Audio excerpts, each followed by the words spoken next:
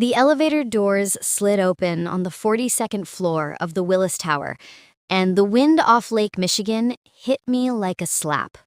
Chicago in October. Crisp, unforgiving, the kind of cold that makes you pull your coat tighter and your pride closer. I stepped out in my new navy sheath dress, the one I'd bought on sale at Nordstrom Rack, after circling the rack 3 times like it was a suspect in a lineup. The dress fit. The shoes, black tatent, 2 inches, sensible, fit. My hair, freshly highlighted at the salon in Oak Park where Maria still calls me Mrs. B even though I told her to stop in 2019, fit. Everything fit. Except me. The rooftop lounge was already humming. String lights zigzagged above white linen tables. A jazz trio in the corner played something mellow and expensive. Waiters in crisp white shirts glided with trays of fig prosciutto crostini and miniature lobster rolls. I recognized the caterer, Graziano's, the one I'd haggled with for 45 minutes to knock $2 off each past appetizer. I'd paid the deposit with the bonus I got for staying late during the ICU flu surge last January. My husband, Tom, had been too busy closing the Meridian deal to notice the charge on the Amex. Tom. There he was, center of the room, suit tailored within an inch of its life, laughing with the COO like they'd been frat brothers instead of the 30 years of clawing up the ladder that got him here. Executive Vice President, Commercial Lending. The title still sounded fake in my head, like something from a TV show. I proofread the press release myself at 2 a.m. while he snored beside me. I started toward him. A hand caught my elbow. Linda? Ashley, Tom's assistant. 26, blonde, the kind of effortless pretty that comes with good genes and better lighting. She smiled the way people do when they're about to deliver bad news wrapped in glitter. She's got you set up over here.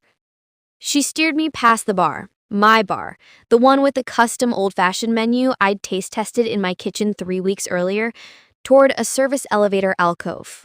A folding table. A single stool, a paper plate with 2 sliders, and a wilted pickle spear.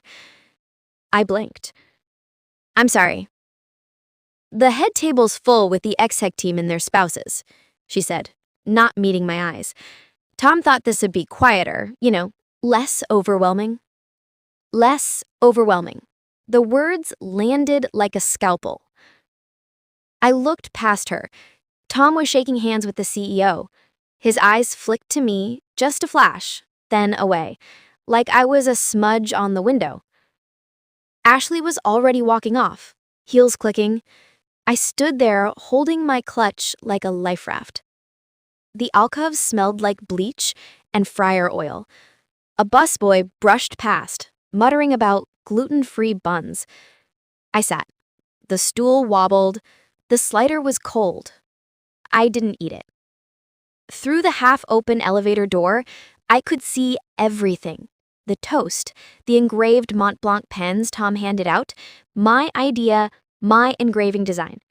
The photographers circling like a shark, the wives and sequins and statement necklaces, none of whom had ever worked a double shift or cleaned vomit off a linoleum floor at 3 a.m. I pulled out my phone. The spreadsheet was still open. Rooftop rental, $18,500. Jazz trio, $4,200, custom cocktails, $2,800, engraved gifts, $1,150. Total, $41,230. Paid in full. From the account I'd built scrubbing in for surgeons who called me sweetheart. The speeches started. The CEO called Tom a visionary. The COO called him family. Tom took the mic, voice steady, practiced. I want to thank my incredible team and my wife, Linda, wherever she is. She's the real MVP. Laughter, applause. Someone shouted, "Back in the kitchen?" More laughter. I felt it then. Not a crack, a shift. Like a bone setting. I opened the banking app, found the venue contact, typed. Change of plans. Cancel the after-party extension. Do not process the final $12,000 balance. Effective immediately.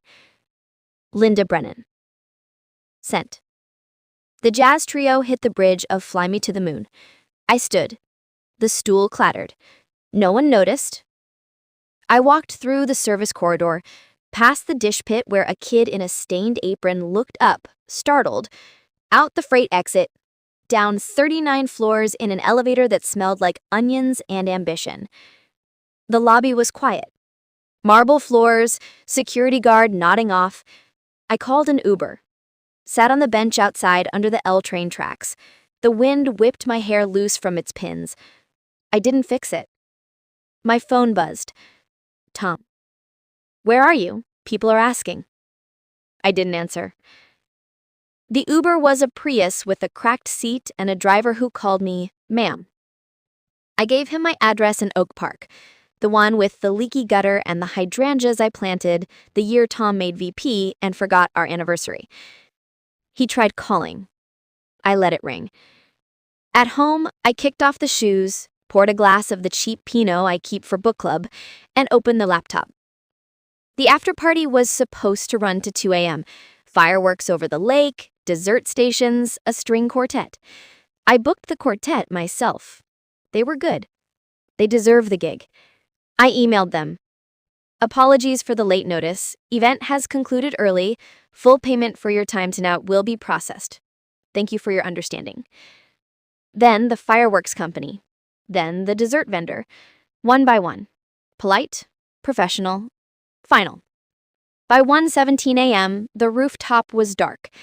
I knew because Ashley posted a story. Well, that was abrupt. Anyone know what happened? With a photo of confused XX milling under dying string lights. Tom got home at 3:42 a.m. I was on the couch in yoga pants, eating cereal from the box. He looked like he'd aged 5 years. Tie gone, shirt untucked, eyes red. Linda? I crunched a spoonful of Frosted Flakes.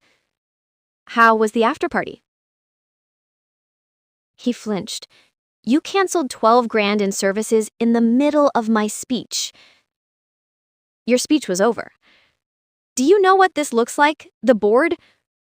I know what it looks like to sit in a service alcove with a cold slider while your husband accepts a pen you paid for and doesn't even say your name right.